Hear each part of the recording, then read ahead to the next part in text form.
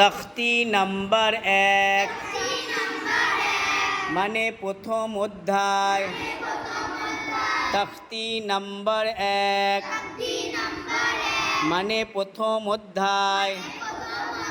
কি বললাম? 5 বার বলো।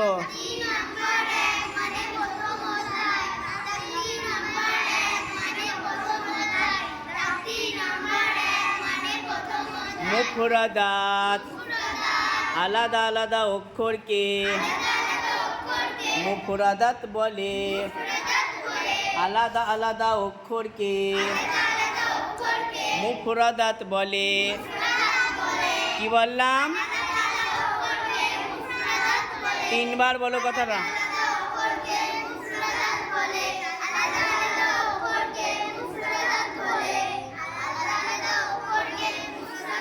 মনে থাকবে? মনে থাকবে? তখতি নাম্বার 1 মানে কি? প্রথম অধ্যায়। তখতি নাম্বার 1 মানে কি? প্রথম পাঠ। ফেঁসে গেলে সব, ফেঁসে গেলে হবে না। যেটা সঠিক সেটা সব সময় ওইটাই বলতে হবে। যে যতই ভয় দেখাক, বলতে দাও, যে যতই ভয় দেখাক, যতই মেজাজ লেক আর যতই রাগ দেখাক, সঠিক যেটা সেটাকে সব সময় বলতে হবে। আমি যেমনি মেজাজ দেখা না আর তখন চুপ হয়ে গেল, যা। তখতি নাম্বার 1 মানে কি? প্রথম অধ্যায়। যদি আমি বলা কি বললি, তবু বলতে হবে প্রথম অধ্যায়, তবে জানতে হবে হ্যাঁ পেরেছে। তখতি নাম্বার 1 মানে প্রথম অধ্যায়। মুফরাদাত কাকে বলে? আলাদা আলাদা অক্ষরকে কি বলে? কোথায় বসেছিস তো? ছবি উঠছে না তো। আলাদা আলাদা অক্ষরকে কি বলে?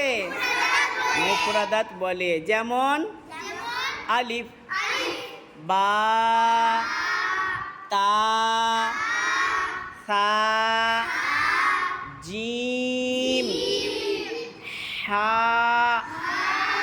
খ, দাল, জাল, র, জা,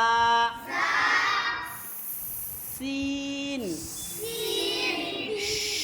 শিন, সদ, জদ, ত, জ, আইন, গইন, ফা, কফ, কাফ, লাম, মিম, নুন, ওয়াও, হা, হামজা, ইয়া,